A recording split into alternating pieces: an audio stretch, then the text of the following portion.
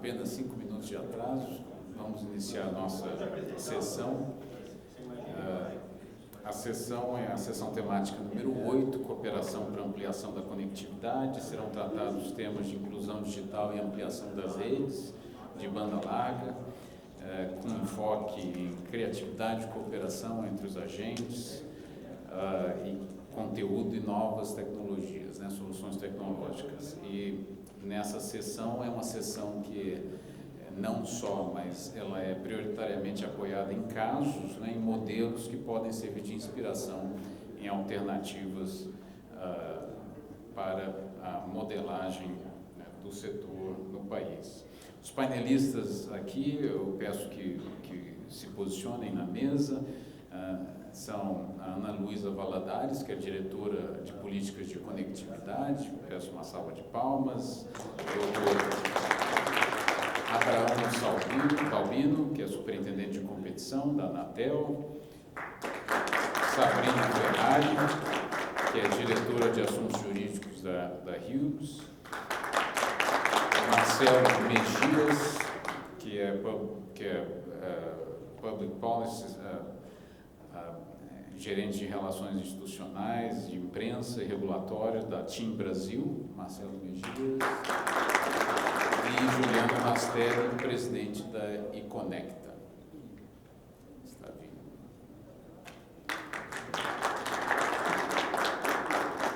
Então, nós teremos a seguinte ordem de apresentação, que foi combinada entre os membros, né? Teremos uma apresentação inicial do superintendente de competição da Anatel, um pouco mais longa que as demais, e depois teremos a apresentação da Sabrina Ferrari, Marcelo Mejias, Juliano Rastelli, fechando-se com a apresentação da Ana Luísa Valadares.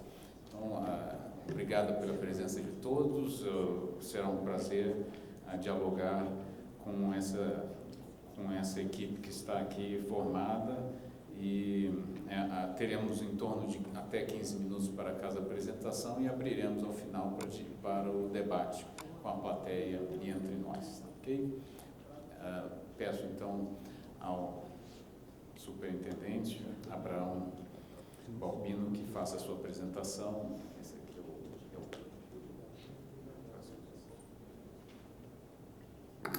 Obrigado, Márcio. Você se incomoda de eu ir para frente e usar o sem fio?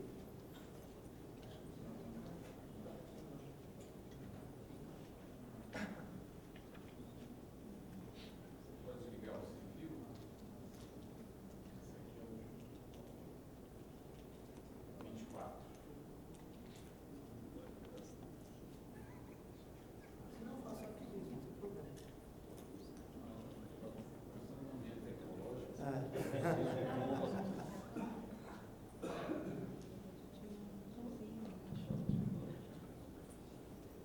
Obrigado, professor Márcio. Mais uma vez, boa tarde a todos.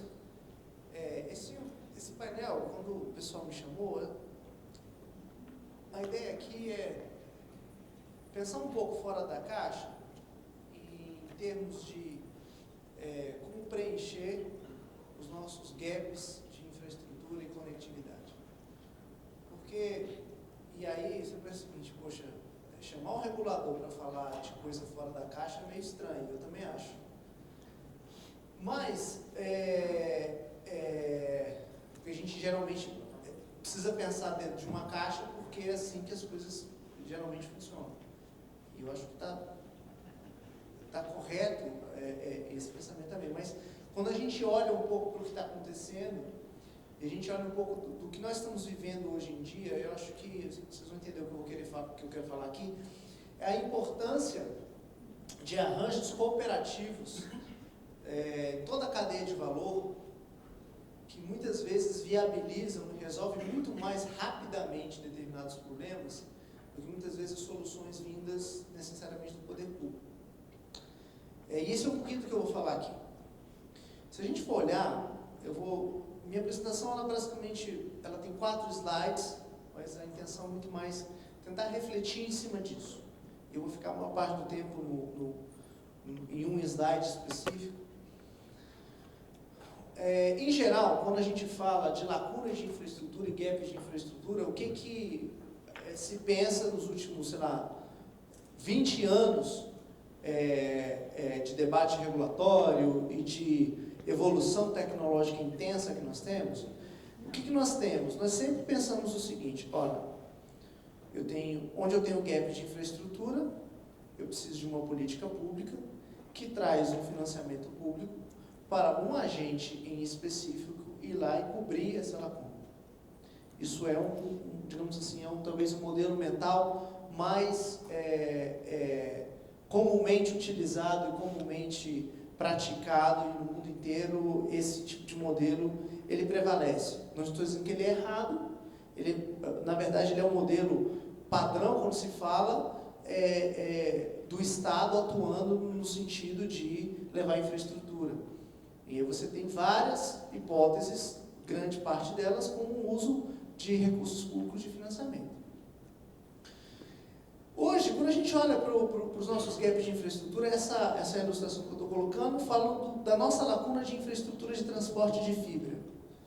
Isso aqui, se você for olhar, a gente tem aí um total de 1.981 municípios, isso são os dados oficiais da agência, pode ter aí sempre algum nível de assimetria de informação, mas a gente tem aí mais ou menos 1.900 municípios com carência de infraestrutura de transporte de fibra, que dá mais ou menos 11% da população brasileira.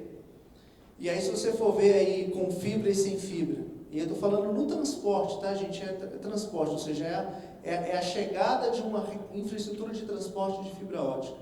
Tem números que variam um pouco, eu sei que muito disso é fruto também dessa assimetria que existe, porque tem muitos pequenos provedores que constroem, muitas vezes tem informações faltantes em relação ao regulador, e esse número pode variar, mas o importante não é aqui o número em si, é você perceber que você tem lacunas de infraestrutura, você tem local sem infraestrutura atendida.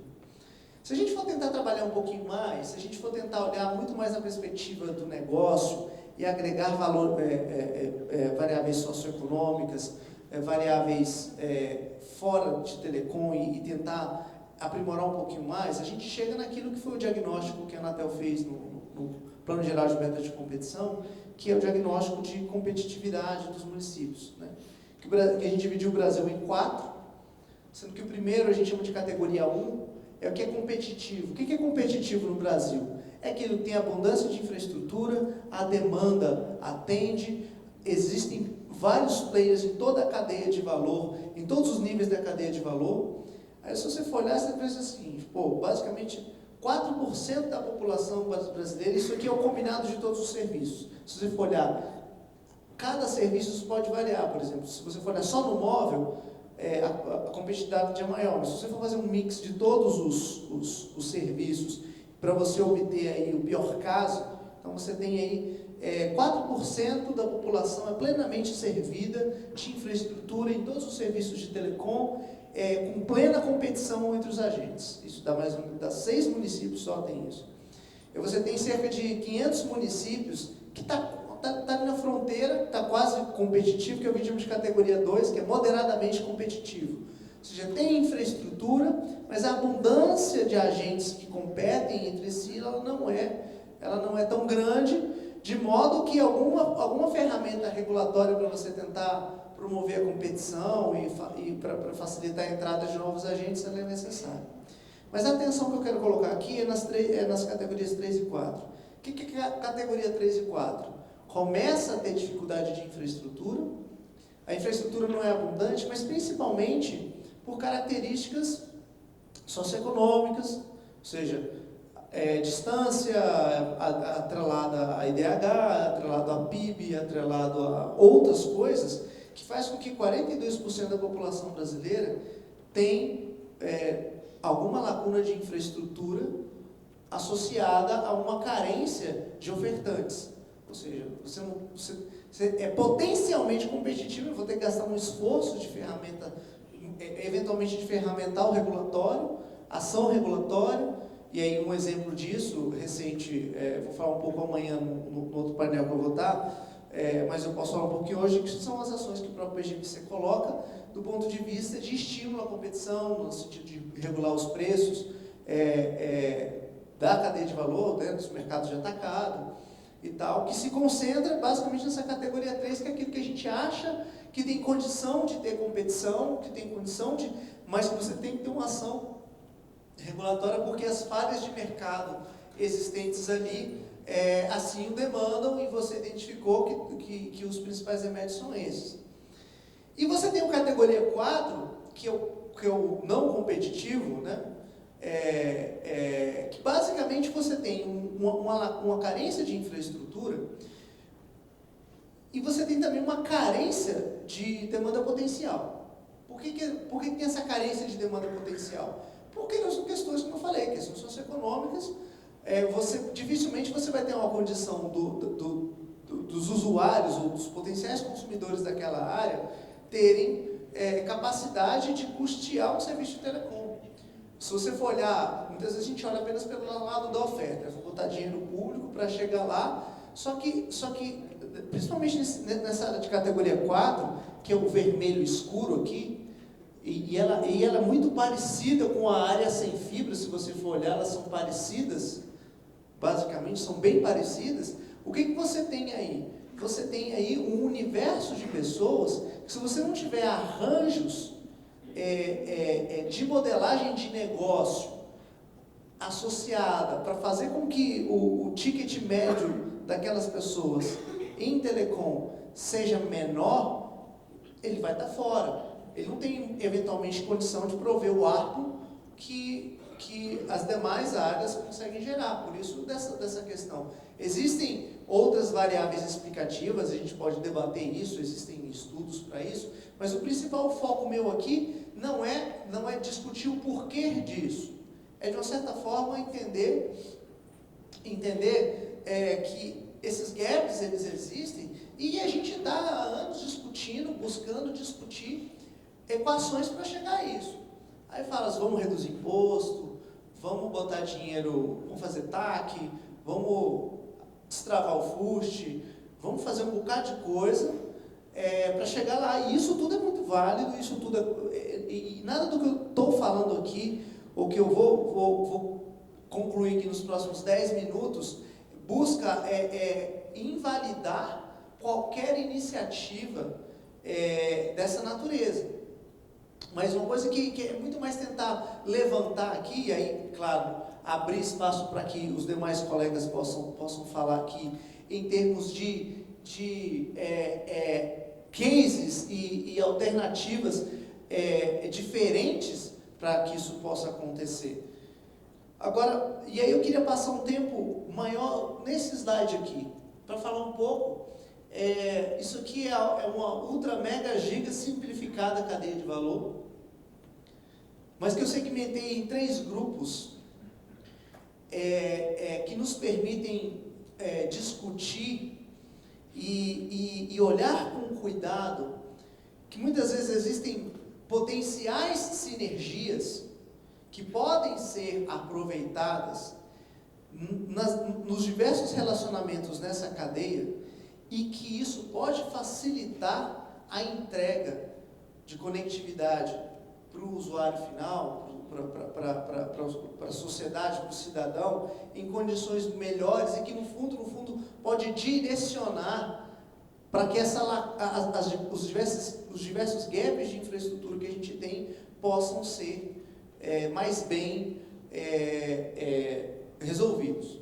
Se a gente for olhar, existem 3 mundos em termos de como se pensa negócio, bem distintos nessa nossa cadeia de valor. Eu estou excluindo um pouco aqui indústria, estou excluindo alguns elos aqui, mas se a gente for olhar para esses 3 grupos, são 3 grupos que pensam de forma diferente.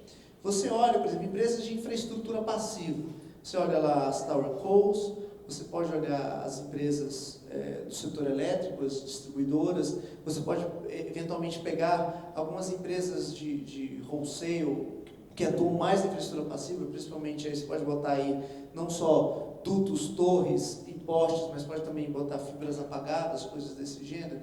Em geral, os agentes que atuam nessa cadeia de valor, nesse nível da cadeia de valor, eles têm uma aversão a risco maior. Então, o plano de negócios deles, muitas vezes ele é mais alongado e com menos risco de receita. Um exemplo disso é o caso típico das velhinhas de Nova York. Por que as velhinhas de Nova York? A maior parte das torreiras, os donos das torreiras são fundos americanos, muitos deles fundos até de previdência de velhinhas de Nova York. Isso é verdade. E se você for conversar com eles, a principal variável de business dele é, beleza, eu boto CAPEX, não tem problema de botar 1, 2 milhões em infraestrutura, mas para mim a questão é, qual que é o risco de receita que essa receita vai me gerar? Se for baixo, isso tem atratividade para o acionista. E essa lógica, ela, de uma certa forma, ela passa um pouco para outros segmentos. Por exemplo, uma das grandes discussões que a gente tem, por exemplo, na parte de poste, é que a distribuidora, ela não está muito preocupada em ter trabalho, monetizar, e a melhor alocação é a alocação financeiramente melhor do uso do poste. Na verdade, o business dela é outro. Ela não quer ter aquele... O business dela não é telecom, o business dela é eletricidade com uma taxa de retorno garantida no contrato de concessão. Então, são outras variáveis que pegam. Mas por que eu boto essa turma aqui nesse slide? Porque o que acontece? Essa turma, hoje tem muito problema alocativo aí, você sabe, amanhã ou na quinta-feira vai ter um painel só sobre a questão dos postes, e é importante a gente sempre lembrar que a infraestrutura passiva é um problema complexo, seja nos direitos de passagem de rodovia, seja nos municípios. E o que acontece? Em geral, existe um nível grande de beligerância entre os agentes. Né? Hoje, dentro da agência, o maior caso de conflito que a gente tem é justamente entre distribuidoras do setor elétrico e operadoras por conta desse acesso. E aí, se a gente for para o nível de rede, a gente vai ver, coloquei 3 exemplos aí, né? Empresas móveis tradicionais, fixas tradicionais, empresas de satélite. O que você tem? Você tem, historicamente, uma visão de competição por infraestrutura. Então, o que a agência busca eu vou incentivar, vou promover a competição por várias infraestruturas em paralelo, porque se essas infraestruturas em paralelo, elas coexistirem, provavelmente elas vão competir. Se elas vão competir, a oferta final para o usuário vai ser a mais eficiente possível. O modelo básico de conceito de promoção e competição. E o que acontece? Pegando um caso específico, por exemplo, o histórico dos leilões de 3G, por exemplo, a intenção era que todas as empresas, se cada empresa construísse sua rede, mas que a gente começou a ver, com o passar dos anos, a necessidade de promoção de uma certa cooperação nesse nível, e aí os casos de compartilhamento de espectro e de rede de acesso são exemplos que são cases de que você pode utilizar melhor essas estruturas e buscar um certo nível de colaboração entre os agentes. E aí você vai para o terceiro nível dessa cadeia, que é o nível de conteúdo, e que eu coloquei 2 coisas emblemáticas, né? A TV simbolizando a turma de conteúdo tradicional audiovisual, e a turma lá, os 4 lá, mas isso simboliza um pouco o mundo OTT, que é um mundo que, em geral, as teles desse nível, né, empresa de rede que eu falei, viveram anos, ou estão há muitos anos, discutindo que a turma de conteúdo retira valor deles e que compete com eles, e que é uma competição desleal e destrói valor. E o que eu gostaria de caminhar para concluir aqui na minha fala é que ambos esses 3 níveis podem ampliar muito o seu leque de colaboração. Eu vou dar um exemplo muito interessante aqui. Hoje, a maior parte do valor que o usuário vê nas ofertas varejistas de telefonia móvel é a existência de algum acordo colaborativo de zero rating com o mundo OTT. E por que esse tipo de acordo existe? Porque, de uma certa forma, as empresas de rede passaram a pensar o seguinte: olha, acho que existe um valor agregado se eu ter algum nível de acordo colaborativo que não prejudique, sei lá, marco civil da internet, esse tipo de coisa, mas que, por outro lado, ele me gera uma possibilidade ou de reduzir meu preço, ou de ampliar valor na minha oferta, que aquilo vai servir de brand, ao final, que tem um valor para o consumidor. Estou dando um caso aqui. Falando um pouquinho do que a gente já vislumbrou disso. Principalmente quando a gente fala da relação OTT com tele, a gente já observou que todo mundo de economia dos dados gera de potencial para toda essa cadeia, e a gente acha que isso pode viabilizar modelos de negócio alternativos, e eu acho que é o que os outros colegas vão falar aqui, que permitem a redução desses gaps de infraestrutura ou a redução até do preço até em áreas competitivas, quando os agentes entendem que eles não jogam o mesmo jogo. É isso que eu estou querendo dizer aqui. Cada um desses 3 níveis que eu falei jogam jogos diferentes. Eu levei muito tempo no cenário internacional, eu trabalho com isso também na representação do Brasil em organismos internacionais. Eu sou um dos relatores desse assunto na UIT. E uma das coisas que é muito difícil fazer os agentes compreender é que cada um desses agentes aqui jogam jogos diferentes. Aí, a turma da infraestrutura, como eu falei, joga um jogo que é mais avesso ao risco.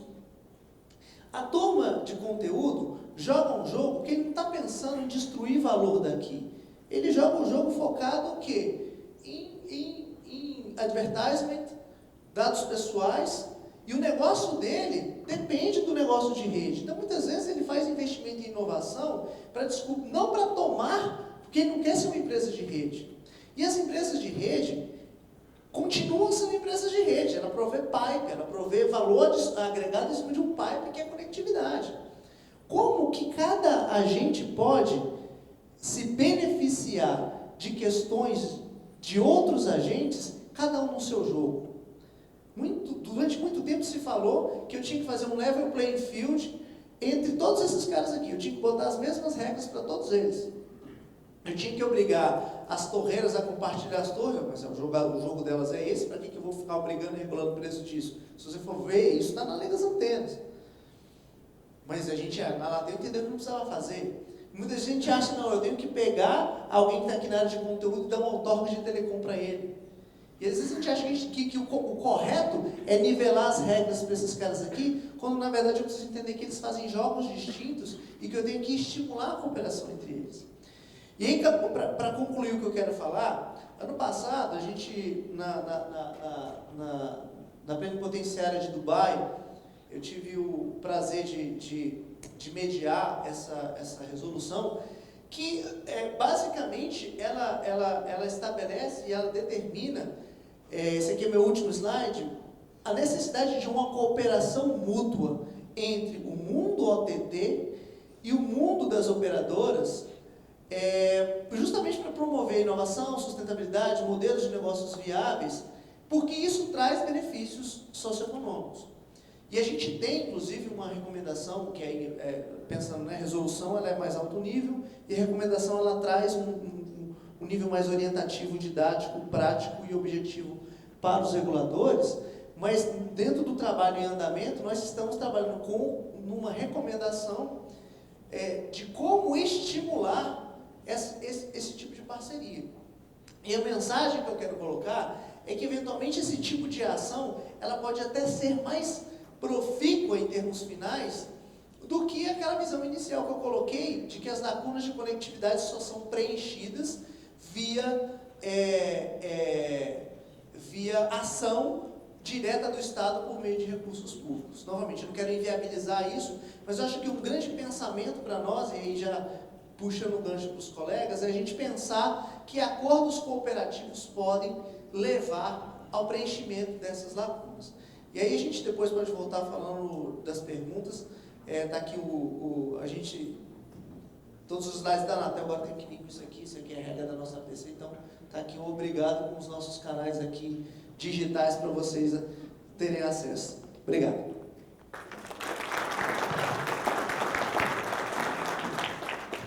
Muito obrigado, Abraão Balbino, como sempre, muito esclarecedora e precisa a palestra. Eu acho que ficou bem claro que o foco na questão do acesso, que depende de algum tipo de incentivo, mas o incentivo não necessariamente estatal, mas sim um incentivo de cooperação e de abertura de modelos de espaços de negócio diferenciados. Me chama a atenção a proposta de que esses gaps de infraestrutura, eles também devem ser atacados segundo o jogo que cada um joga, né, nos ambientes regulados, e isso influencia muito na modelagem regulatória, que é algo que tem sido discutido com maior profundidade na agência reguladora de uns anos para cá, e que acredito que incorpore essa proposta do superintendente. De forma que vamos passar então as intervenções dos demais participantes da mesa.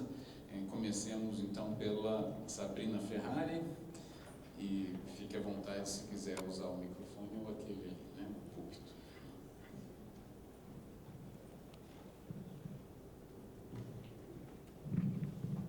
Só um teste aqui para aprender. Tá certo. Gente, inicialmente, boa tarde. Gostaria de agradecer primeiramente a Ana pelo convite e a todos aqui presentes. Prometo ser rápido. Acabamos de almoçar. Sei que a digestão está trabalhando aí, então vai ser bem rápido aqui.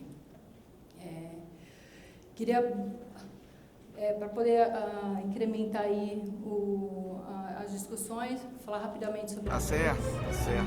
Mudando o curso para 090. Preparando o curso.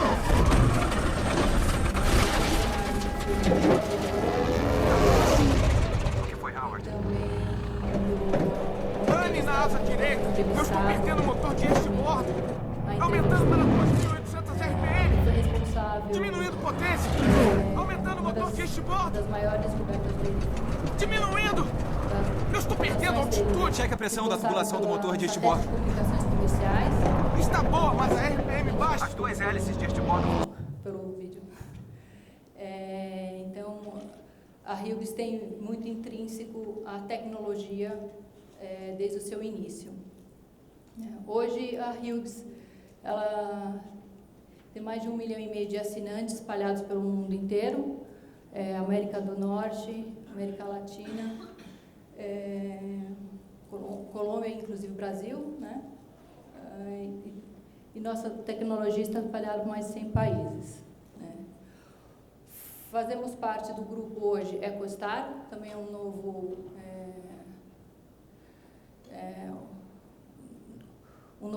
interessado e bastante amante da tecnologia, o dono da EcoStar, né, que tem a Dish como provedora de DTH na América do Norte, e aproveitou e viu a sinergia das duas tecnologias e trouxe a Hughes para dentro do seu corpo organizacional.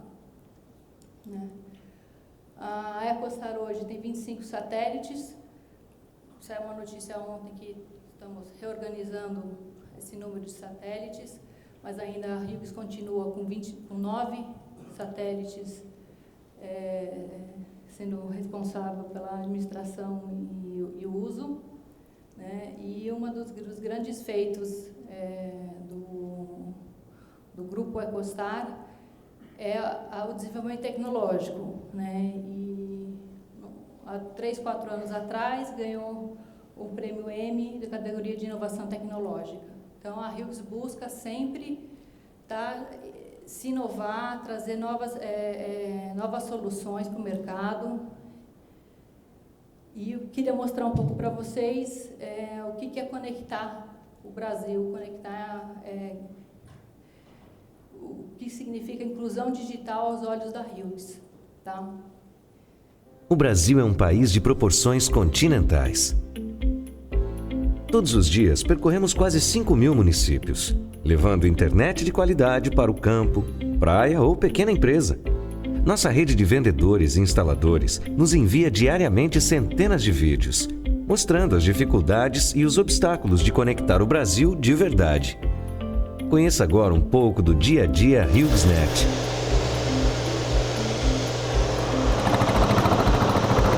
HughesNet aí do Brasília.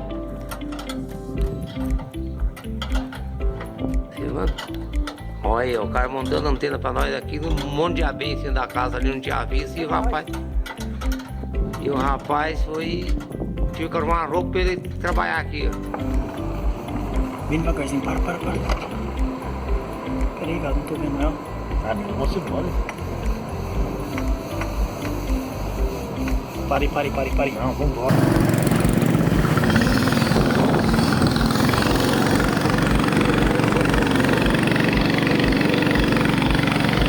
Bela.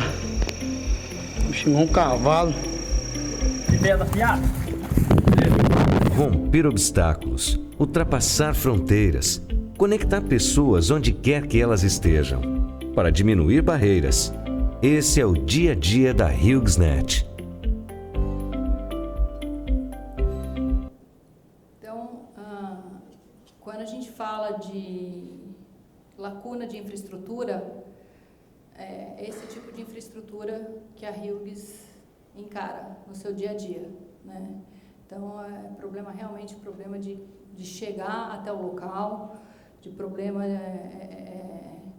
de básico de energia elétrica. Então, a gente não pode nem muito depender de postes de energia elétrica para isso, mas, enfim, a Hughes, esse é o primeiro passo de tentativa de entrar cada vez mais, internalizar cada vez mais o produto, a digitalização no Brasil. Há pouco tempo atrás, a Hughes, o Facebook e a Hughes assinaram um contrato com a intenção de dar acesso ainda mais às pessoas com baixo poder aquisitivo, que é o nosso Wi-Fi Community. A ideia realmente é enfrentar as dificuldades cada vez mais, né? Então, é realmente chegar onde ninguém chega, né? Quando a gente fala chegar e ninguém chega, é encarar vilas, regiões que você vai encontrar 50 pessoas só ali, né? Então, a vendinha que vende desde pneu, galinha, também acesso à internet hoje, né? Então, o que a Hughes tem visto de dificuldades, né, para conseguir superar e conseguir cada vez mais trazer a internet para todo mundo, porque afinal é isso que todo mundo tem interesse, né? Então a gente hoje enfrenta questões, a questão de equiparação tecnológica. Hoje o satélite, por alguma razão, lá no passado, paga taxas de TFI, TFF mais altas do que qualquer outra tecnologia que faz o mesmo serviço, né? Então a gente precisa, vamos começar a olhar o país e as tecnologias de uma forma mais abrangentes. Se o fim é o mesmo, por que não alinhar todas esses impostos, essas taxas que estão em cima, né? E a questão também de criar um ambiente regulatório que possa que possa incentivar a inovação. Por que eu estou falando isso, gente? Porque na hora da gente criar, a gente conseguir criar o nosso mercado, nosso ambiente, nossos contratos, a gente viu que qual o grande problema? Hoje no Brasil, e aí é historicamente, aí, falando um pouco juridiquês, né? A nossa sociedade, ela se baseia muito no que está previsto em lei, né? E, gente, tecnologia, lei nunca vai alcançar a tecnologia, né? Hoje cedo mesmo, o presidente da Claro falou dos ciclos, até anotei aqui, ciclo dos produtos são cada vez mais curtos e o nosso processo regulatório legislativo não vai acompanhar essa corrida. Então, por que não criar algo que seja mais simples, mais simples e que proteja o que realmente o que precisamos proteger, né? Não vamos entrar em detalhes legislativos e de regras, vamos deixar o principiológico, a ideia de princípios e de regras gerais, para que realmente, estamos falando de OIAT, a gente não sabe o que a gente vai falar daqui 5 anos, e a legislação não vai acompanhar. Então, assim, a ideia é mais de trazer um ambiente que incentive a inovação, que faça as proteções devidas ao terreno que a gente precisa conferir todo o cuidado e toda a observação, mas que realmente traga um incentivo aí à inovação, porque a tecnologia, cada vez mais, ela vai se inovar muito mais rápido que nossas leis. Então, eu acabo por aqui, falei que ia ser rápido, tem que ser rápido.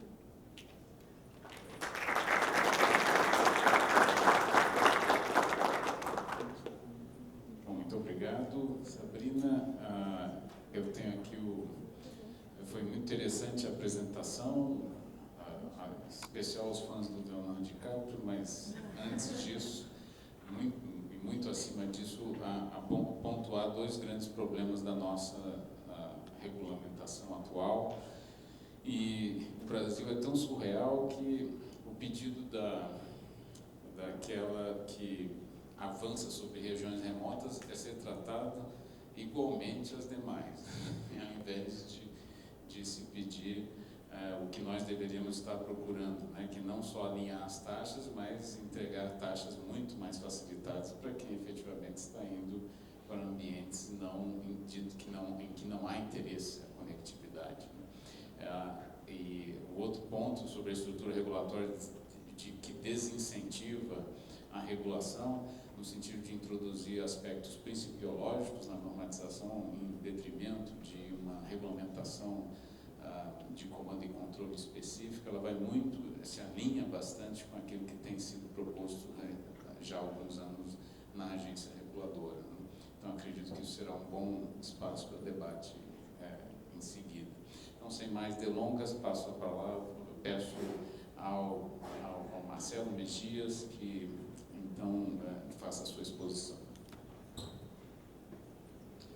tarde, obrigado pelo convite.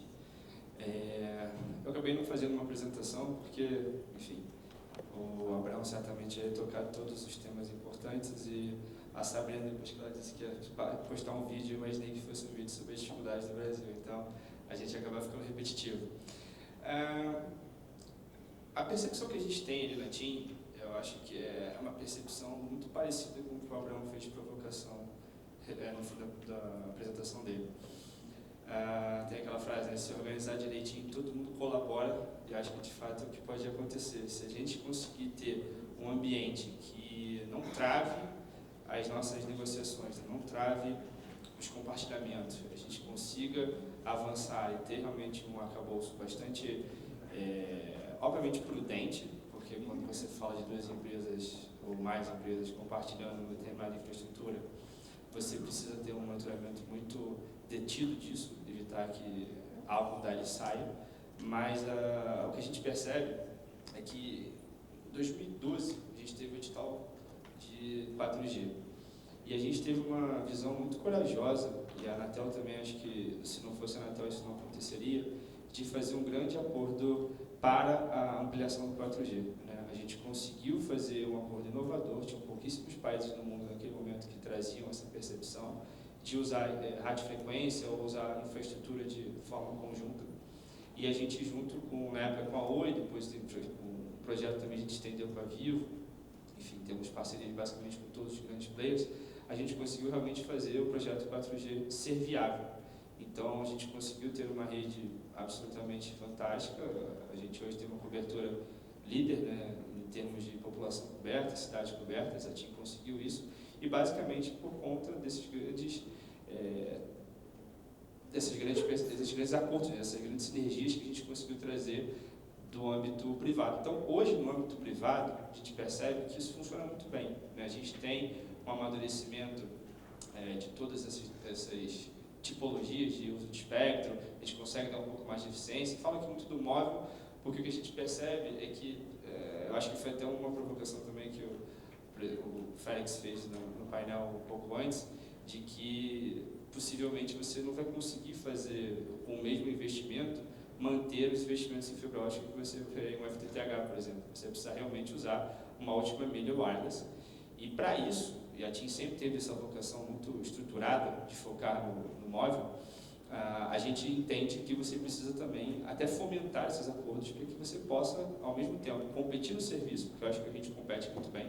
Né? A gente, enfim, é um dos países de maior índice aí ou menor, né, na verdade, índice de concentração, então a gente tem uma competitividade bastante ferrenha, mas as soluções que a gente já percebe para o 4G, já percebia quando havia 3G, certamente a gente ganhou bastante força, bastante robustez para poder conseguir fazer isso de uma forma compartilhada, de uma maneira que a gente conseguisse captar não só as sinergias de investimento, mas também, enfim, manter a nossa independência como rede e conseguir conquistar o cliente, que é o desafio, obviamente, mais complicado. Mas quando a gente faz de cooperação, eu acho que nesse primeiro ponto, lá em 2012, ainda quando a gente fez esse primeiro projeto, quando a gente fala de espectro, a gente sempre tem realmente uma lógica muito de cooperação com a Anatel, com os entes públicos. O 700 MHz foi também outro grande projeto que a gente teve, que a gente precisa, enfim, hoje já está quase na fase final dos desafios que a gente teve, mas foi um âmbito de cooperação gigantesco entre vários players. Né? A gente teve as móveis trabalhando junto com as radiodifusoras, trabalhando junto com a Anatel, o Ministério, e a gente conseguiu realmente criar um ecossistema de aprovações regulatórias, de aprovações administrativas, que também permitiram, especialmente, falo aqui pela TIM, conseguir ter também uma perspectiva extremamente positiva quando a gente fala 700 como cobertura do 4G. Então, o que a gente enxerga que esses dois exemplos trouxeram para a gente é que, sem poder público, é óbvio que a gente não consegue cooperar. Né? O Abraham colocou essa data value chain, que a gente chama, né, de a nova perspectiva de economia de dados, em que você tem realmente agentes na cadeia, só que a gente também transita nesses agentes. Né? A TIM também, eventualmente, é uma detentora de infraestrutura, a TIM, eventualmente, pode atuar no mercado de serviços, e a forma de você conquistar receita e conseguir também diversificar o teu business muito passa por isso, você poder fazer acordos com determinados players, enfim. Especialmente, eu acho que no caso de aplicativo é mais fácil de perceber isso. Né? A gente sempre entendeu os aplicativos como uma forma, seja de você conseguir ter penetração no teu próprio serviço, seja uma via dupla de eu consigo levar o aplicativo para o meu usuário se eu tenho também hiperconectividade. Então é óbvio que nada disso a gente conseguiria fazer se não fosse uma perspectiva também de cooperação entre todos os players. Eu acho que a TIM absolutamente inovadora em todas dessas ofertas que a gente sempre carregou, tentando realmente combinar conectividade com conteúdo, levar para o cliente aquilo que ele queria acessar. Então a gente também tem um histórico grande, até de certa forma disruptivo, de ofertas que foram bastante, enfim, até criticadas, né, pela forma de cooperação como a gente tinha, mas a gente conseguiu realmente trazer uma leitura extremamente positiva, e eu acho que isso se diversificou. Hoje a gente tem uma grande gama de ofertas que tem pacotes de vários serviços, especialmente aplicativos, vídeos, enfim, que realmente trouxeram esses modelos inovadores. Então, é óbvio que a gente, na prática, não reduz competição quando a gente tem uma lógica de cooperação. Eu vi ontem, acho que foi uma Telecita, se não me engano, postou uma matéria de que as entidades, se não me engano foi a Telcom, que falou, foi o João que comentou isso, que algumas empresas, em vez agora de usar postes, passariam a usar dutos. Isso, obviamente, também é um outro avanço que a gente tem no âmbito da Anatel, porque se temos dificuldades, possivelmente, com o setor, acho que o Abraão colocou isso, e na realidade da TIM também é bem parecido, a gente hoje tem muito mais disputa com um setor que não é de telecom, que é o setor elétrico, do que com o próprio setor. Isso realmente mostra que a lógica de cooperação precisa também avançar para essa lógica, para essa prática intersetorial. A gente não pode também ficar só pensando naquilo que a gente já fez no setor de telecom e achar que a gente simplesmente agora, quando um G entrar, o 5G, a gente também vai ter o RAN sharing, porque não é só isso. A gente precisa avançar em muitas plataformas, acho que em outros segmentos econômicos também, para a gente poder conseguir ter, seja, enfim, a empresa crescer como ela precisa e realmente o cliente poder ser trabalhado como ele quer e como ele merece. Então, o que eu percebo, e aí como lógica principal de cooperação, a gente ainda tem que evoluir muito na cooperação entre o público e o privado, especialmente na lógica regulatória. Eu acho que a Anatel fez um trabalho fantástico. A gente teve grandes marcos na Anatel sobre regulamentação. A gente teve o regulamento de ARD, a gente teve o regulamento de PGMC, o novo PGMC. Então, a maturidade que a Anatel já endereçou esse tema, trabalhando justamente, eu estava falando com o Abraão antes do painel, essa discussão de competição por infraestrutura, da competição por serviços, foi uma guinada que a gente realmente hoje chega num patamar que a gente consegue trabalhar, ter investimentos razoavelmente racionais e a gente conseguir também ter uma plataforma de retorno sobre isso. Mas é óbvio que ainda falta muita coisa, né? Especialmente, enfim, não é o perfil da TIM reclamar ou ficar aqui chorando, mas obviamente a gente tem uma falta de lógica tributária gigantesca. A Sabrina apontou algo que é setorial para o satélite, mas enfim, a gente percebe isso em qualquer dos negócios que a gente começa a fazer, seja o ônus tributário, seja o ônus regulatório, são extremamente desafiadores. A gente ainda precisa também endereçar isso, depende do Congresso, depende de política pública, mas também são frentes que a gente precisa trabalhar e para que a gente realmente consiga também fazer esses exemplos que você trouxe, que a Sabrina trouxe no vídeo, também serem um pouco mais replicados, né? Que a gente consiga atender, que a gente fala muito do 5G, mas o 4G realmente a gente já tem um gap muito grande para atender. É óbvio que a gente precisa começar a fazer e a gente, como líder de cobertura, também tem essa percepção, porque o desafio que você tem de inclusão digital não é o mesmo desafio que você tem de construção de rede 5G. São coisas completamente diferentes, políticas públicas completamente diferentes. A gente consegue carregar isso. Acho que a TIM sempre se postou como uma defensora ferrenha dos modelos de cooperação. O que a gente sempre ponderou foi, precisamos de alguém, e a gente sempre chegou na Anatel isso, junto ao Ministério também com essa percepção de coordenação, que possa enxergar quais são os gaps. Acho que na época o Conselho Diretor, especialmente o Conselho da Aníbal, fizeram um trabalho fantástico também com o PERT, a gente espera que isso daí seja aprovado agora, para que realmente seja um novo patamar, para a gente consiga ter uma agência que indica para a gente quais são os lugares que a gente precisa chegar, quais são as ferramentas que a gente pode usar, quais são as percepções tributárias que a gente pode inovar e que a gente realmente consiga não perder o foco na inovação, não perder o foco nas novas tecnologias, mas e trabalhar ao mesmo tempo para poder chegar naqueles lugares um pouco mais remotos, que uma operação sozinha não é tão viável assim, mas que a gente tem várias oportunidades. Então, assim, a minha intervenção foi bastante breve, eu realmente só queria fazer algumas ponderações sobre o tema. Acho que a gente já escutou bastante também sobre isso, concordo, especialmente o que o Abraão trouxe, a Sabrina também, foram reflexões extremamente importantes. E eu acho que o último ponto que a gente queria colocar aqui, talvez seja o seguinte, quando a gente fala dessa cadeia nova de agentes econômicos, essa figura de regulação só sobre um deles, é óbvio que ela pesa. Então é algo que a gente ainda precisa também evoluir um pouquinho. A gente não pode ter uma regulação focada só naqueles que são os que entregam redes, que entregam conectividade, porque a gente também precisa de um pouco de liberdade para poder competir. Você não consegue competir se você não tem simetria, se você não tem as mesmas armas, você está numa batalha que você dificilmente vai conseguir ganhar. E seja de um lado o conteúdo, seja do outro, que é realmente o lado das utilities, digamos assim, né? Ou enfim, aquelas que não têm uma inovação tão grande assim, a gente também precisa que isso, sejamos nós, um pouco mais de liberdade, seja o acesso a essa infraestrutura de parte da cadeia, a parte final ali que o Abraão colocou como, a gente brinca na latim, que é o under the bottom, né, que são aquelas que estão geralmente até enterradas, que a gente consiga realmente ter um acesso um pouco mais estruturado, um pouco mais facilitado, e óbvio que a partir disso, a regulação tem um poder muito importante. Depois que a regulação é feita, a cooperação tende a ser maior. Então, acho que o peso do regulador pode justamente incentivar e também dizer quais são os caminhos que o cara não pode seguir. Isso ajuda bastante no comportamento dos players. Era isso. Obrigado.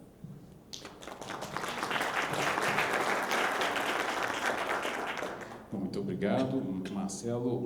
Eu acho que ficou bem claro que um dos pontos centrais é um ambiente regulado estruturado e passível de ser utilizado pelos players para que haja cooperação entre eles, mas também na fala ficou evidenciado que há necessidade de uma regulação simétrica, e nesse ponto me parece que a questão da cooperação também avança sobre a cooperação entre regulado e regulador, né? E essa postura cooperativa acaba não sendo uma postura muito vivenciada nem divulgada no Brasil. Eu apenas levanto um problema que talvez sirva para as discussões de hoje, de que é muito comum no Brasil nós pedimos por simetria regulatória e, independentemente disso, pode ser que um outro tipo de regulação assimétrica seja ainda mais bem-vindo, desde que seja uma regulação cooperativa apoiada em regulamentação individualizada, que é algo que é praticamente inexistente no Brasil e que é muito recomendado, por exemplo, modelos responsivos, né, de autorregulação regulada, enforced self-regulation, coisas desse tipo. Mas, enfim, o último ponto, para fazer a ponte com a próxima apresentação, sobre o que discutimos no início, no final da manhã, como que nós temos que avançar para o 5G, sem termos ainda, né, também avançado suficientemente no 4G. E o Brasil é uma história de implementações pela metade, né? Nós sempre tentamos avançar, mas já somos pegos pelo novo ciclo e com isso temos dificuldade de aproveitar e gerar legados, que é o que existe em outros países, em países desenvolvidos, né? E eu acredito que a fala do nosso próximo palestrante caminhará também nesse sentido. Eu, então, chamo a sua apresentação o Juliano Rastelli, presidente da Econecta, agradecendo também a presença. Obrigado a todos.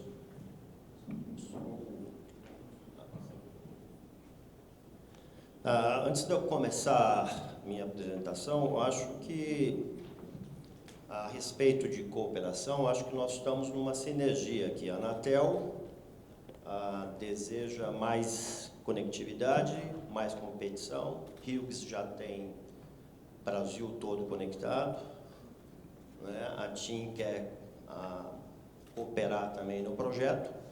E agora vou falar sobre um case de cooperação dos pequenos, onde os pequenos se encaixam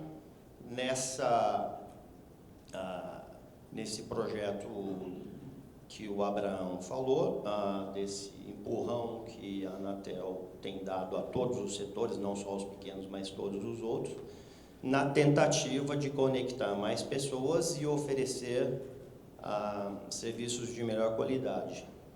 Então, agora...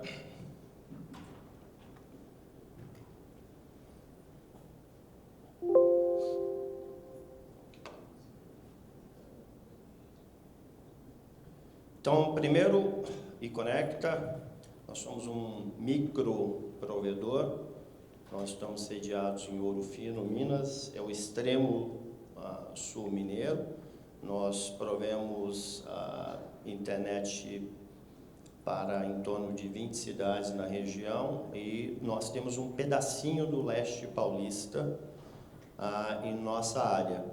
Em 2015, nós adquirimos 60 lotes para oferecer da sobra de frequências que a Anatel ofertou E o nosso foco é exatamente a área que o Abraão menciona, que é áreas suburbanas e rurais e que são precariamente atendidas hoje, né? Bem, posição de mercado, apenas para dar uma reflexão, hoje os pequenos, eles praticamente têm metade do mercado de provimento do país. E nós temos, quando eu falo nós, os pequenos, nós temos crescido aí a cada dia, né? Bem, aí voltando no tópico a respeito dessa tentativa de levar a internet para a zona rural ou não atendidas, a iConecta está no mercado desde 2007. Desde 2007 a gente usa o Wi-Fi. E o Wi-Fi tem uma série de problemas, a gente não consegue entregar velocidade condizente com as tecnologias de hoje. A gente tem alta latência, enfrenta muita interferência, porque usamos o espectro livre, muita indisponibilidade de serviço, os equipamentos são de baixo custo, a maioria começou dessa maneira, então nós temos travamentos constantes, etc. Agora, na outra ponta, é muito baixo o custo de implantação dessas redes Wi-Fi. Elas se tornaram praticamente gratuitas.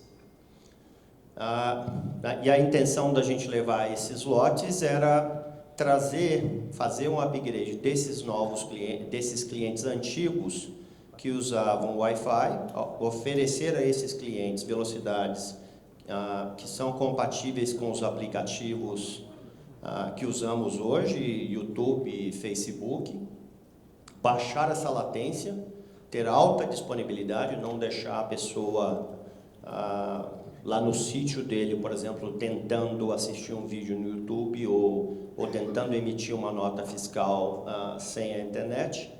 Só que nós enfrentamos o alto custo de implantação, mas também ele tem baixo custo de manutenção. Aí vem os complicadores. Na minha região, nós estava conversando com o Luiz Beguini da Oi. Na nossa região, eu não tenho acesso às portas de alta velocidade das grandes operadoras. Então, nós tivemos que construir backbones para poder chegar até os grandes, não é? E aí nós nos deparamos que iniciar uma rede de LTE não era tão simples, não era tão barata.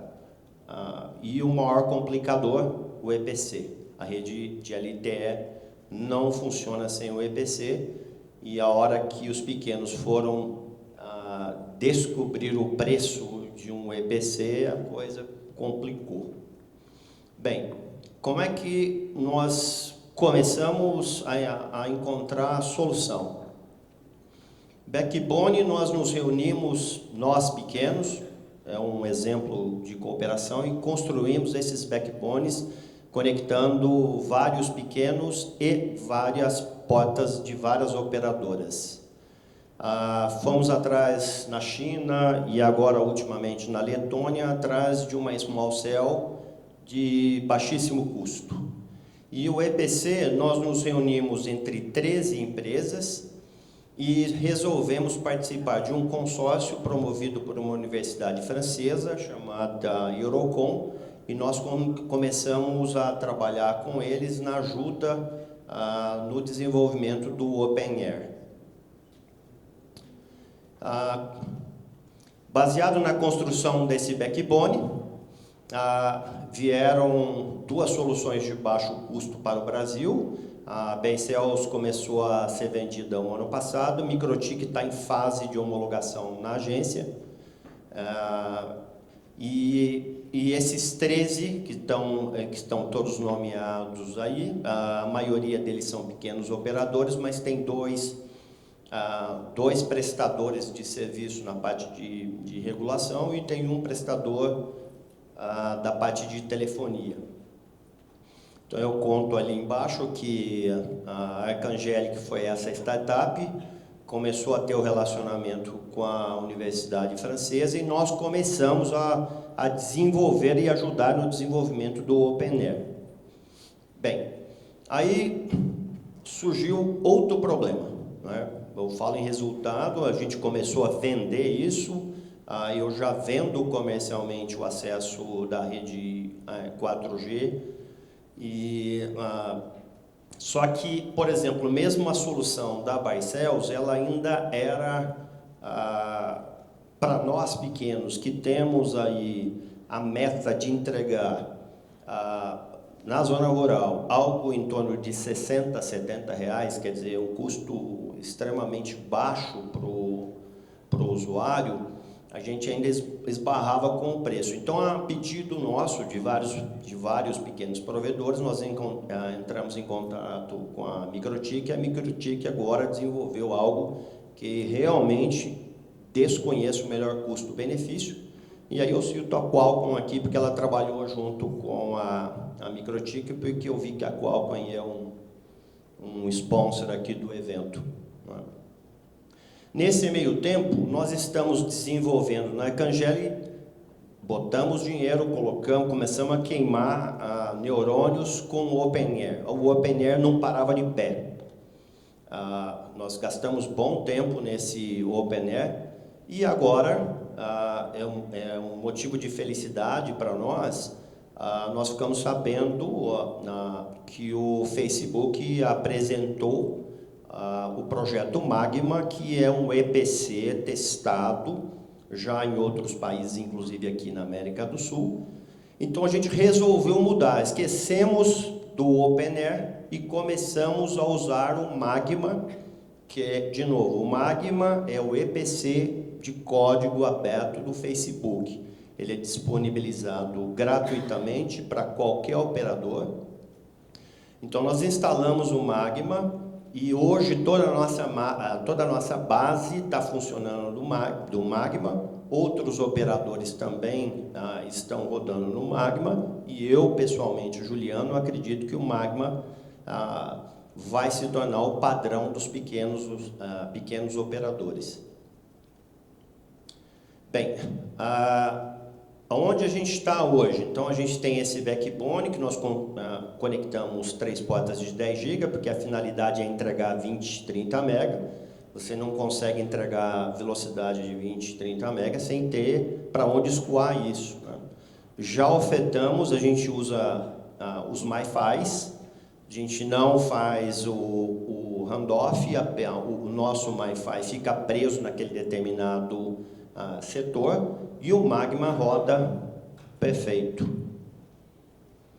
Para finalizar, como havia dito, eu acredito que o Magma, e agradeço a ajuda do Facebook disponibilizando isso como código aberto, vai se tornar padrão. Ele é bem parrudo, tem muitos desenvolvedores por trás dele, então eu acredito que vai ser uma ferramenta muito útil.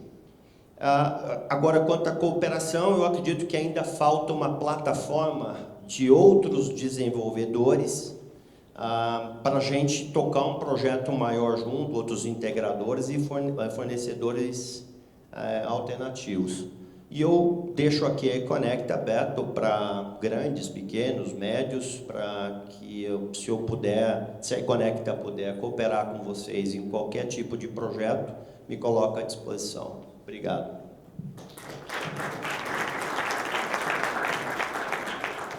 Muito obrigado, Juliano. Ficou claro também que o uso de tecnologia legada, baixo custo, tudo isso acaba gerando um novo mercado, né? E no Brasil, quando se fez a regulação de telecomunicações, principalmente no início do modelo regulatório, se esperava que sempre o novo entrante fosse potencial concorrente da incumbente, né? Da incumbente. E essa apresentação mostra como que existem espaços diferenciados de mercados que podem ser, inclusive, regulados de formas distintas, mesmo que as apresentações tenham algo de semelhante, né? A apresentação do CEO da Claro e a sua, ambas citaram subrepticiamente o nosso ministro astronauta, né? Então estava lá, mas de qualquer maneira nós temos aí a nossa proposta, né? Então, de que, pelo que está sendo alinhado na mesa, há espaço para inovação também regulatória no que diz respeito a tratamentos distintos dessas iniciativas. Nossa última palestrante aqui é a Ana Luísa Valadares, diretora de política de conectividade do Facebook, e após a fala dela nós estaremos abrindo para o debate.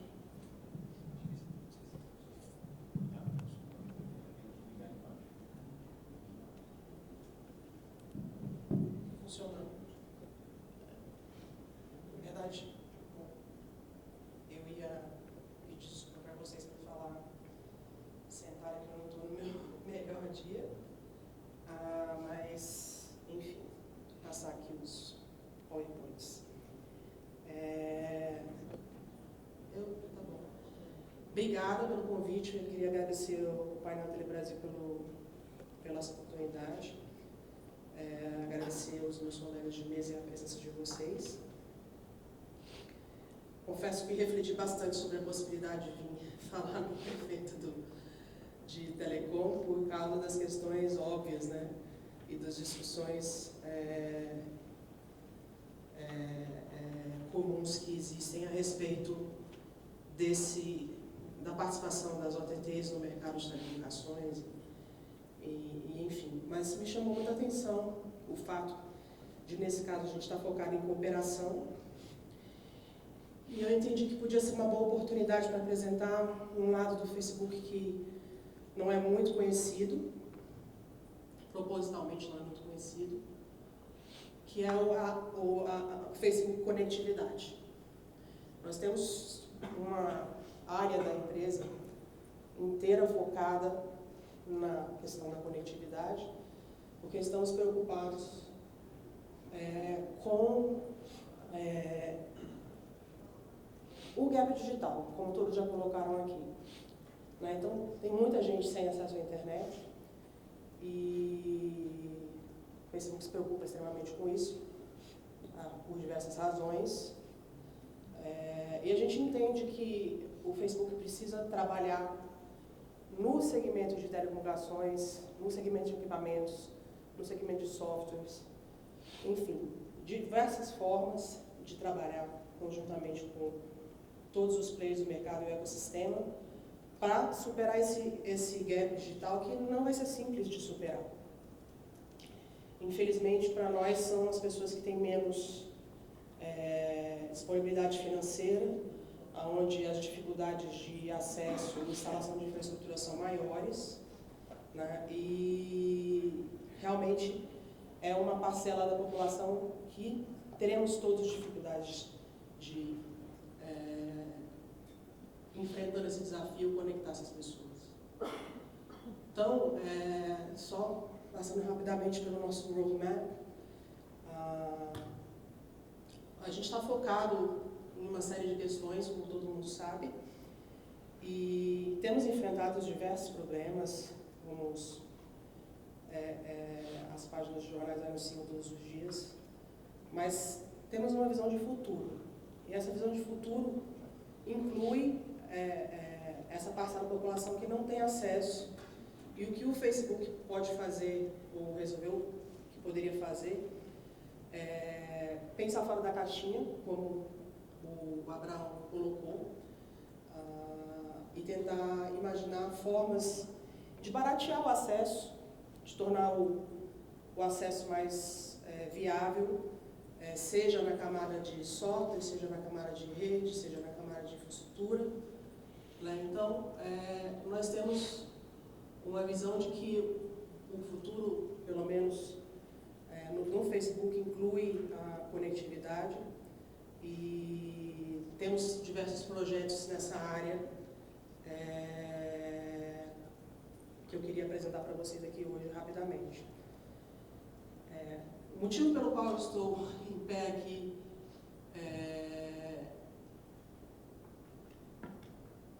com bastante orgulho hoje é pelo qual o Facebook, em primeiro lugar, nesse painel, acho que é importante esclarecer, nós não queremos ser uma empresa de telecomunicações. O que nós acreditamos efetivamente na cooperação entre os diversos players, especialmente com as empresas de telecomunicações, e também com a camada, com o ecossistema como um todo, né? Então, eu diria que há mais ou menos, não tem por que usar isso, sorry.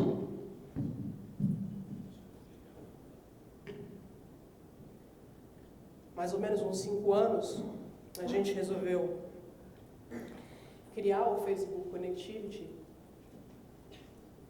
e ter uma segunda missão dentro da empresa, que é conectar pessoas à internet o mais rápido possível.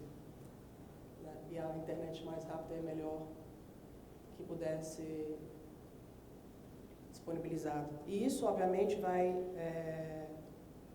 precisa ser interpretado de uma forma bastante cautelosa, porque a gente poderia imaginar que o Facebook enxerga todo mundo, ou seja, a parcela da população que ainda não tem acesso à internet, conectada ao 5G.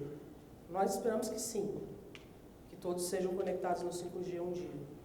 Mas nós entendemos que, primeiro, o Facebook é agnóstico em relação à tecnologia. Nós acreditamos que, para conectar essas pessoas, a gente precisa usar todo o mosaico de tecnologias disponíveis. E acreditamos que cada tecnologia e cada geração de tecnologia vai ter uma função diferente para atingir essa missão. Então, nós temos na empresa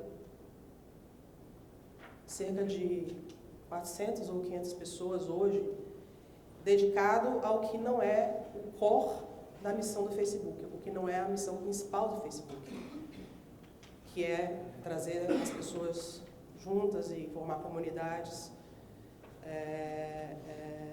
ou seja, estimular o uso dos aplicativos online de diversas formas. Nós temos a missão de pensar em formas inovadoras para aumentar a conectividade e alcançar essas pessoas que ainda não têm acesso à internet.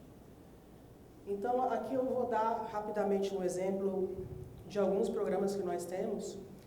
É um lado da empresa bastante diferente.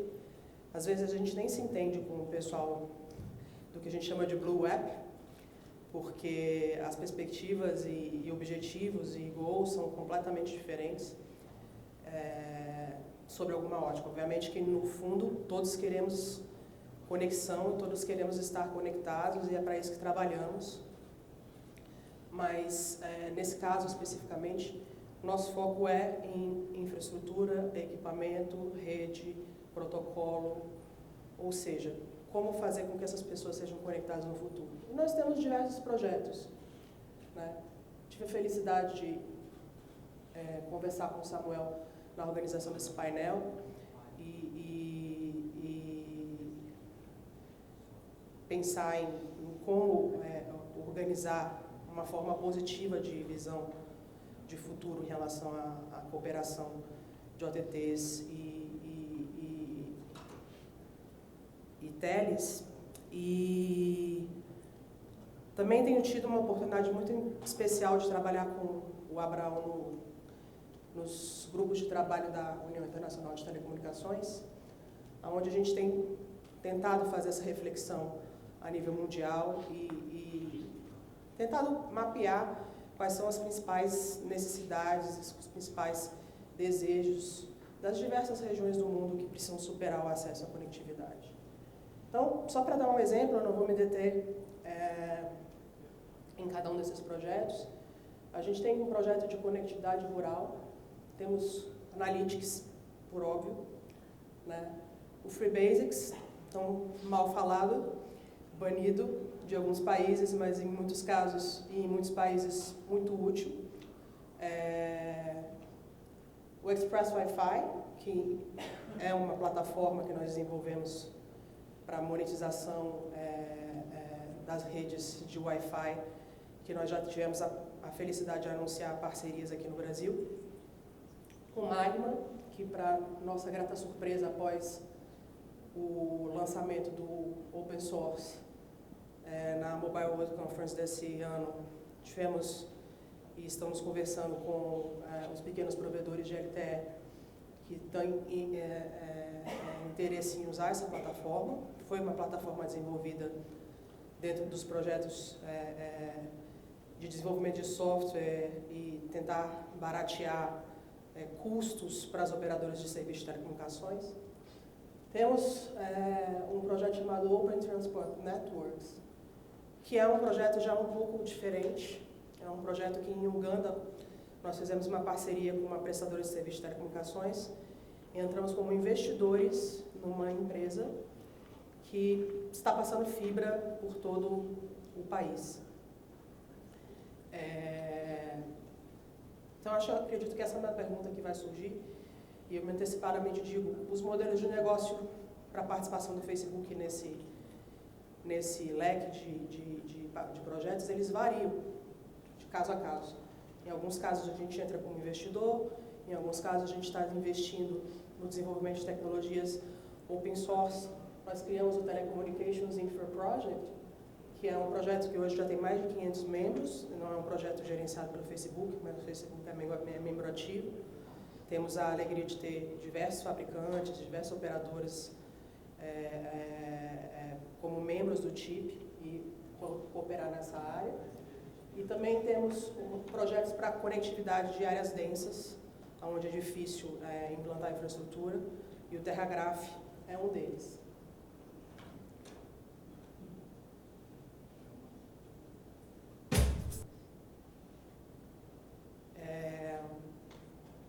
As mensagens principais que eu queria passar eram essas.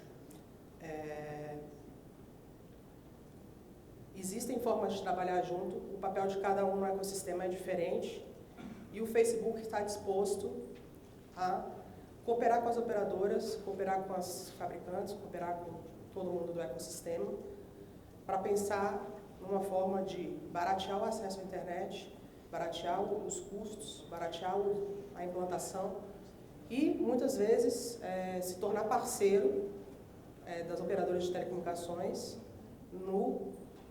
na missão de fazer com que essa conectividade seja possível. Então, acredito que, enfim, na esteira das falas que me antecederam, eu queria colocar à disposição do Márcio e da plateia para responder as perguntas, mas a gente acha que o desafio de conectividade no Brasil, ele obviamente está bem encaminhado. O Brasil, eu não diria que é a preocupação número 1 do Facebook. Nós temos hoje uma competição saudável entre as prestadoras. A cobertura aqui, bem ou mal, ela é razoável.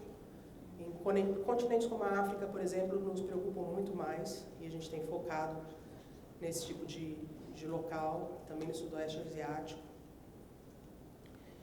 Mas, de qualquer forma, em qualquer lugar, a gente está disposto a fazer parcerias e trabalhar conjuntamente. Fico à disposição de vocês para maiores informações e agradeço a presença.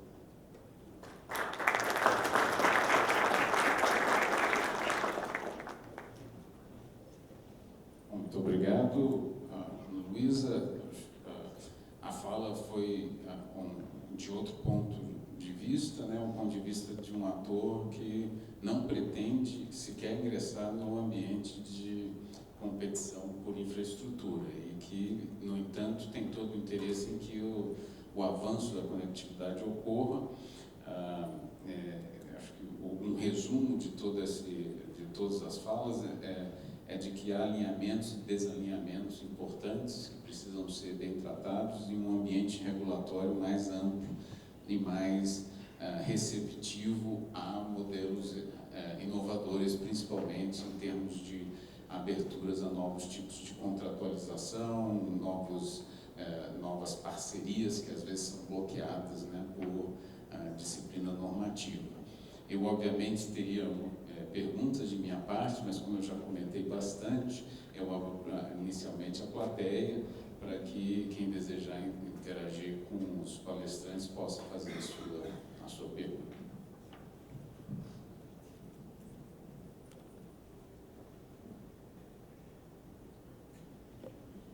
Boa tarde, meu nome é Rô, trabalho na TIM. Minha pergunta é para a Anatel, o Abraão.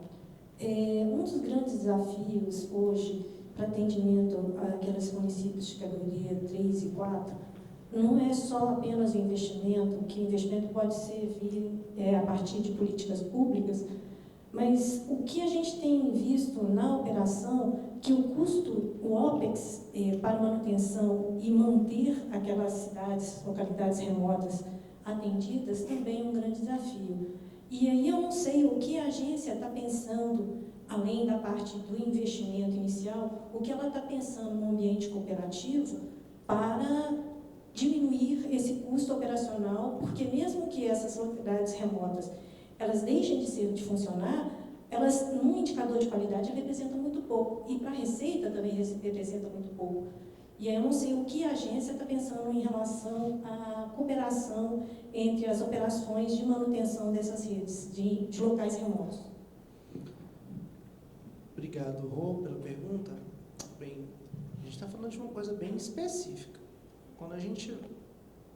Vamos olhar especificamente o atendimento de um município, ele precisa fazer sentido para o agente, sentido econômico. E, naturalmente, que fazer sentido, ele vai fazer um plano de negócio, ele vai olhar ali e vai ver dentro dos indicadores dele. O que a gente precisa trabalhar, o que são habilitadores para que um determinado negócio faça sentido. E aí, na minha fala, você tem tanto participação do setor público, e aí você pode discutir várias ferramentas, a gente sempre vai discutir TAC, vai discutir FUST, vai discutir redução de carga tributária, vai discutir um conjunto de coisas que talvez são as variáveis que, de repente, o Estado tem para utilizar, ou potencialmente utilizar, porque a gente está falando, inclusive, de coisas que não são, algumas delas, legalmente disponíveis ainda. Mas uma coisa que a gente já compreende é que a gente precisa, do ponto de vista do modelo de competição, fornecer determinadas ferramentas. Uma importante que a gente sempre tem colocado, e é interessante que se a gente for voltar, sei lá, se a gente voltar 12 anos atrás, eu me lembro que a gente escreveu uma coisa no estudo técnico para aprovação do PGR. Quem lembra disso? PGR era o Plano Geral de Atualização da Regulamentação. A gente fez um estudo técnico, já tem umas 500 páginas, e uma coisa lá está dizendo, qual que é o modelo de competição que a gente quer para o país? A gente quer pelo menos 3 grandes players em toda a cadeia de valor e múltiplos pequenos regionais. Isso está dito lá. Aí, se você for olhar 12 anos depois, é um pouco do que a gente tem. Então, de uma certa forma, a gente está num caminho que o que talvez a gente precisa encontrar equações que acelerem isso. Então, quando a gente olhou lá, quando a gente pegou o leilão de 2015, aí você tem prós e contras, na verdade, dificuldades que a gente enfrentou na questão de disponibilizar radiofrequência para pequenos, é dizer o seguinte, eu quero incentivar o pequeno não só a operar SCM, mas se ele fizer SMP ou com a rede sem fio, com LTE e com acordos de compartilhamento, você consegue viabilizar. Então, de uma certa forma, o que a gente precisa é destravar essas questões. Eu verdadeiramente acredito que quando a gente falar de 5G, você necessariamente vai precisar incentivar o compartilhamento de espectro e o uso de espectro por vários outros agentes, seja nas verticais do 5G, seja no SMP tradicional, via MVNOs. Por quê? Porque isso permite que agentes locais e regionais explorem. Porque, vamos lá, lembrando um pouco do tempo que eu era do setor privado, o que acontece? As grandes operadoras, quando elas fazem os planos de negócio, em geral, elas normalizam os custos locais, porque não tem muita assimetria de informação. Então, o custo de operar uma rede, muitas vezes de forma distante, ele é majorado por uma empresa grande, por vários motivos. São as assimetrias de informação local, a dificuldade de compreender o mundo local. E se tem uma das coisas que a gente aprendeu dos PPPs, né, os prestadores de pequeno porte, é que é possível ter operações de pequeno porte com custos que sejam compatíveis e que deem negócio. Então, assim, como potencializar isso? Eu acho que, pensando para frente, nós precisamos potencializar o acesso ao espectro e potencializar o acesso às redes em exploração industrial, via MVNOs ou outras coisas, justamente para explorar essa cadeia. Eu sempre tenho dito, eu falo isso em vários ambientes, até porque, como, inclusive, lá no exterior, eu trabalho muito com isso lá na UIT, que é a questão dos serviços financeiros digitais. Eu acho que o lado excluído do Brasil em termos de conectividade também é excluído do ponto de vista financeiro, o que abre um espaço de negócio com sinergia para as duas coisas para alguém explorar. Se você tem, por exemplo, lá no Quênia, o caso conhecidíssimo, mas que não é só no Quênia, a gente vê o Quênia aqui, mas para quem conhece lá, é na África inteira. Você utilizar redes de telecom para oferecer serviços bancários, serviços financeiros, é algo que viabilizou a inclusão financeira na África inteira, e você tem no Brasil um universo enorme de excluídos financeiramente, e que o mundo de telecom pode explorar, e que isso é uma lacuna não explorada de um outro tipo de business que está disponível, que até hoje, eu falo isso há anos, vejo alguns ensaios, mas que é uma oportunidade. Então, para sintetizar, o que eu acho?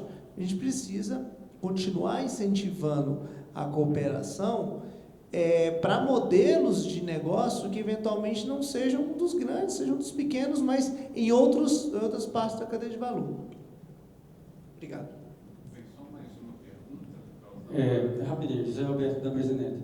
Só para complementar o que está acontecendo no mundo dos pequenos, no Brasil existe 3.000 cidades com menos de 3.000 casas urbanas. Ou seja, na área urbana, 3.000 cidades, menos de 3.000 casas.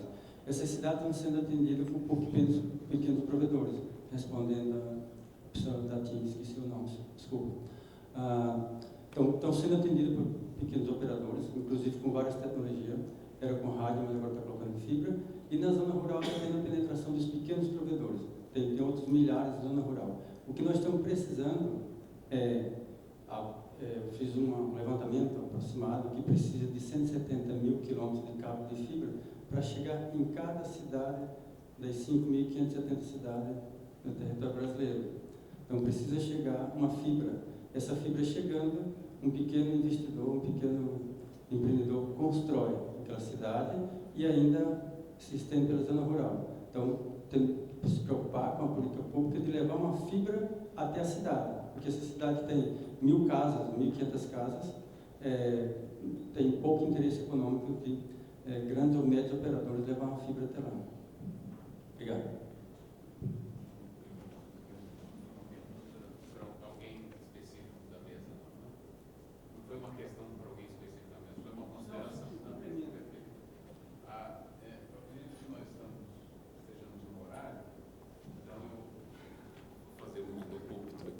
Para poder encerrar, agradecendo a presença de todos. Nós temos os keynote speakers que vão estar falando agora, depois haverá uma sessão plenária e depois, ao final, um jantar, pedindo que eu avisasse a todos. Muito obrigado pela presença, e aos nossos palestrantes peço uma salva de palmas.